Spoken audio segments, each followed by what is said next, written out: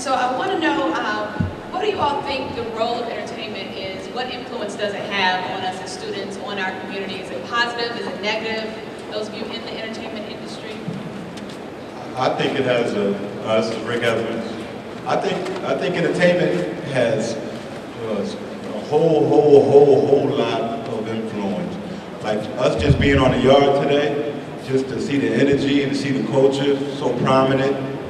I mean, just the way you dress, you know, the way you students talk and move and in all your groups. I think entertainment is our influence. Like it motivates a lot of our career decisions, and it motivates a lot of things in your life. But I think we have to, as students and as young men and women, we have to understand that it is entertainment, but there's another side to it, which is business, and you really have to be qualified and pursue the business 100%. I would like to say, I wouldn't believe everything that you see on TV. I wouldn't look at them as role models. You know, it is a form of entertainment, so their job is just to keep you engaged. So I think this is where this really needs to be at. This is the real entertainment, this is the real industry, this is the real future. So TV is just for entertainment, and I wouldn't get too much wrapped up into that. I want to just say that I think and I feel that entertainment has had a pretty significant influence on the youth and students in general, because from kind of where I started at Dell State University and University of Delaware, I've seen a huge difference in the number of students and the number of young people that actually want to get into the entertainment industry, whether it's as an artist or whether it's in some form of media or somewhere in the background. I've seen a tremendous difference.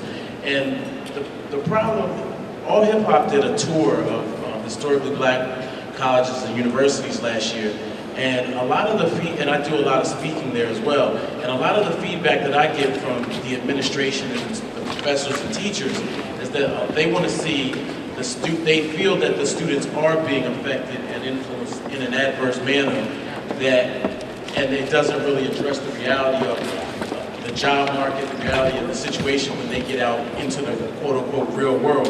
So the thing that I would definitely want to say that, to echo what Shah Money said, is that you have to kind of be wise and be well-versed in all sorts of things.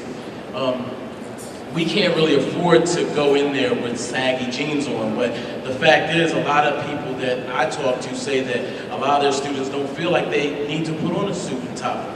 And definitely, and I'll echo this as well, what Lee said, FAMU is definitely an exception to the general rule that I've seen at various colleges that I've been to. We haven't seen anything but thorough individuals since we got here. And I want to definitely commend you guys on that, because that's not just to kiss up or anything, like that's just real talk. So I would definitely encourage you guys to continue to do what you do, but unfortunately, I think a lot of our students are out there thinking that they can just rap their way into the game, and then they keep rapping, and then they're 30. And we all know where that story goes. So put on a suit, put on a tie, and then take it off when you go and hang out. I would say, I mean, it can go two ways. If you're a person like Chuck Creekmore here, hip-hop has an influence on you, and it becomes positive because you see the business aspect of it, and you have a successful website like allhiphop.com. Or you could be a bonehead and believe the stuff you see on TV and act in an anti-social manner and get yourself kicked out of it. So it all depends on the individual. So it's up to us on how we react to it, because at the end of the day, it's entertainment. And I want to add to that, there are no educational requirements to be in the entertainment business, and that's the problem. We need more educated people in this business. Yeah, I want to add to what Shah said. Just because there's no educational requirements don't mean there is none needed. Like at the end of the day, this is a business, and the more qualified you are at anything, the more successful you will be. Like a lot of people, you know, when I talk to students, and not at FAMU, but I speak to students across the country as well, they always say, well, I really don't need education because I want to be a rapper, I want to be a manager, I want to be a producer, and so-and-so that didn't even finish high school. That's so-and-so's story. There's a million other so-and-sos that didn't finish high school that are probably doing nothing right now. Just want to add one quick comment on what my fellow panelists have mentioned, that the hip hop and entertainment industry is a business, and in any business it's a matter of supply and demand. And I recommend and encourage everyone to respect yourselves as a consumer. So just because things are being put out there doesn't mean you have to buy it. And at the end of the day, that's what is going to make the difference. So that's it. And I had something I wanted to add. I'm not a big music person, right? I'm not really into music like that. I really follow politics and money and sports. I'm not deep in music, but I do love history. And when I look back on history, I look at the origins of music. If you take it back to the Greek culture, they used to say something about ethos, and it was like the persuasive appeal of someone's voice, and it shows in their character. So I think these rappers, don't even realize the power that they have over the people that's listening to what they're listening to.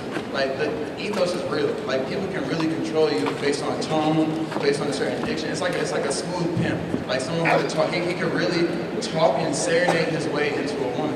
You know what I mean? It happens. So hip hop is they have the same impact on us. So moving forward, I think that hip hop, since we know that it has its power, since everybody on this panel knows the impact, the economic impact it has, but also the psychological impact it has on the youth, I think we need to start using it as a tool. And that's something I will always say. I know that it's all about record sales, and I know it's about the industry and making money, but at the end of the day, I feel like there's a medium to where we can use hip hop as a tool to generate revenue, and we can also use hip hop as a tool to empower ourselves. And when we find that line, the Black community is going to go to levels that we've never seen it go before.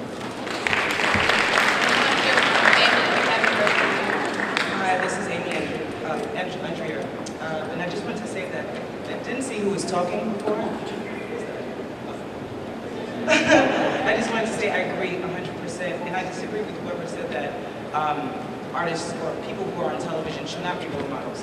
I think that the Black community, we're still in our infantile stages in terms of